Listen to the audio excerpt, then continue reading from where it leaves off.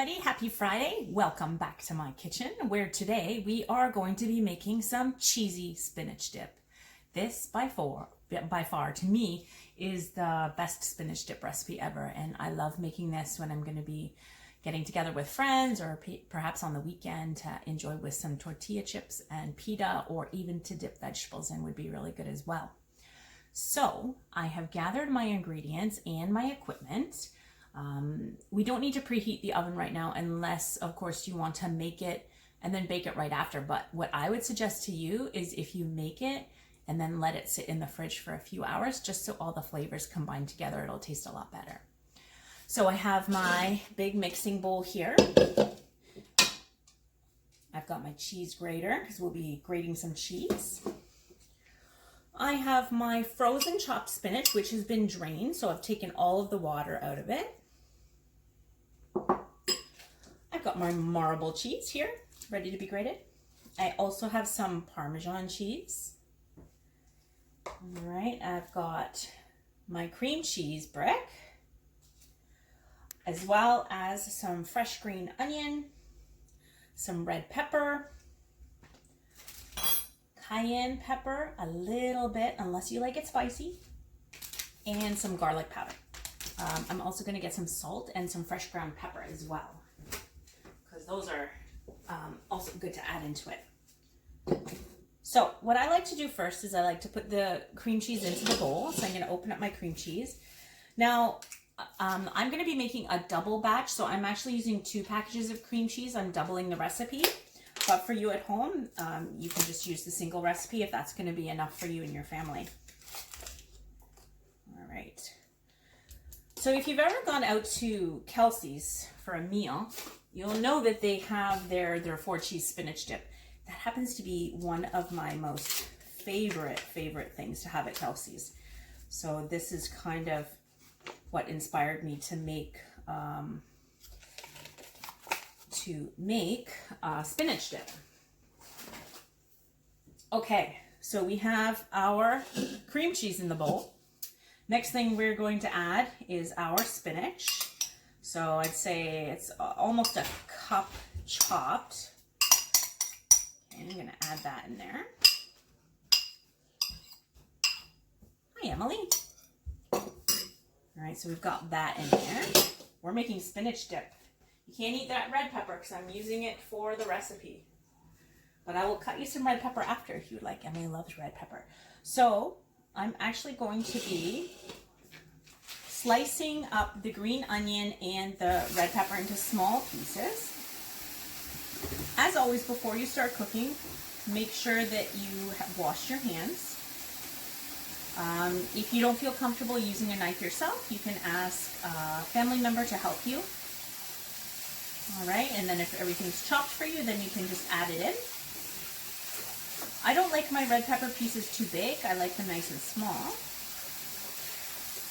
So I'm going to go ahead and cut those up nice and small. It's about a tablespoon of red pepper. So, of course, for me, I'm going to double that up. Oh dear. Emily, you making a mess? So being careful to not have your fingers in the way when you're slicing.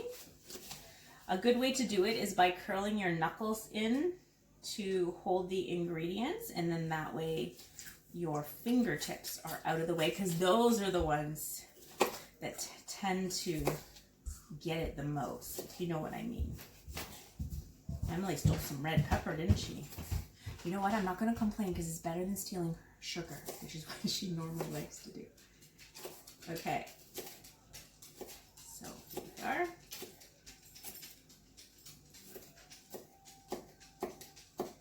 Okay. So we have our red pepper, and I'm going to put all of that into the bowl. I almost feel like I could use a little bit more, but it'll be okay. So we got those in the bowl. Now I'm going to chop up my green onion. So again, just being careful while you're chopping. You want to cut a little bit off the bottom, because you don't use the bottom part where the roots are. And you want to do thin slices and slowly work your way up the green onion stalk. You can use the white part at the bottom, which has a little bit of a stronger onion flavor than the top green part. But it all tastes good, at least I think it does. Okay. Slicing this all up here. Taking our time, keeping our fingertips curled and out of the way from the knife.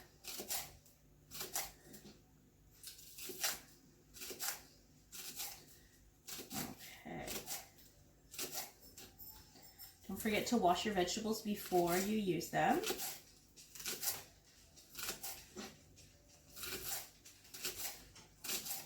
Make some of the green as well.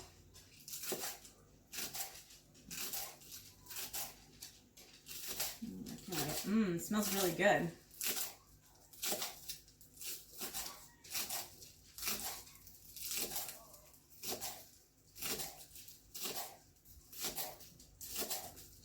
Okay, so there we go. So I have my sliced green onion. You can leave it like that if you want in slices, or you can chop it up a little finer, which is what I like to do because I like small pieces, not so much big pieces in my spinach dip. I actually used the wrong knife to chop this up, but it's okay. I should have a bigger knife. So we've got that, our green onion. After that, you can add your cheeses. You're gonna get out your grater and grate the cheese. And again, you gotta be careful and watch your fingers that they don't get in the way of that cheese grater because that's sharp as well. Or you can buy the pre-grated cheese if you want. Sometimes I like to get that if it's on sale, but it's so expensive. All right, there you go. So I'm gonna add in the green onion. You can tell this isn't one of Emily's favorite things because she's not helping me. She'll usually help when all of her favorite things are out, like sugar and chocolate. Okay. And she doesn't like spinach dip. I love it. Okay, so there we are. There's that.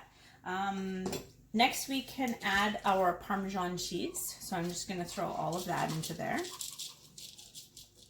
There we go.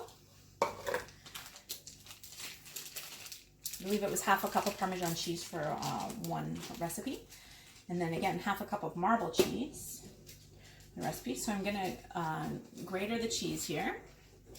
Being careful to hold it at the end so that we don't grate our fingers or our knuckles. Okay. So you're going to grater this and leave a little bit on the side for putting on top of your dip when you put it in the container that you're going to bake it in. That just makes it look nice to have a little cheese on the top as well. You don't have to, but it's nice. If you're like me, you use lots of cheese. I love cheese. Okay. There we go. Almost done here. Being careful and a little bit slower when you get down to that tiny little piece at the bottom. And what I kind of like to do when I have a small piece like this is I put my hand flat and I just kind of rub it along there to get the rest of it through till it gets to be a small enough piece. Okay, so there we go. We have our grated cheese. So I'm going to take most of this and add it into my dip. Of course, leaving some for on the top. Okay, that's done.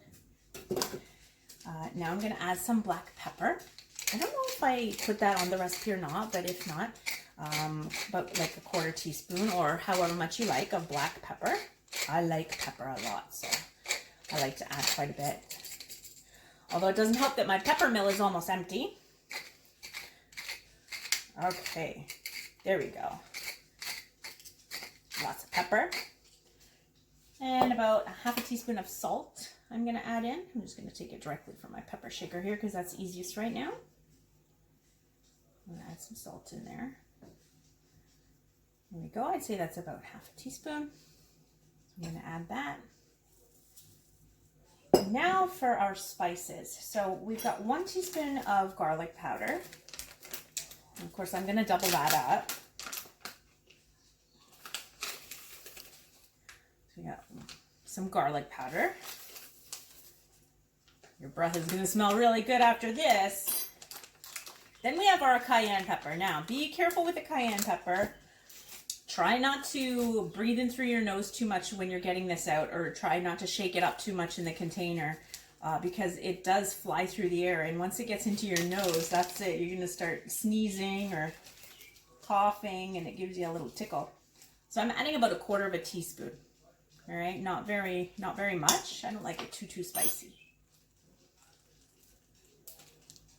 All right, so there we are. Those are our ingredients. Now what you can do is you can take you can mix it by hand if you want with a wooden spoon, which would be fine. I like to use my mixer because it makes things a little bit quicker and a little bit easier. So I'm going to turn that on here and just start blending all of the ingredients until they're all well mixed together.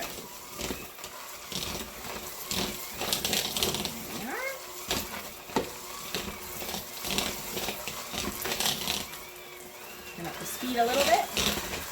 Like I said, if you don't have a mixer at home, that's okay. And again, this is totally to your taste. So you can add other things to it if you like. You can add more or less of things. You can add some red onion instead of green onion, which would be really nice. Okay.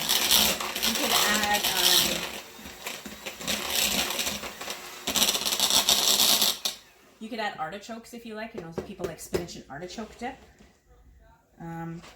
But that's basically what it looks like. Okay. We've got that done. I'm going to use a rubber spatula to scrape the sides.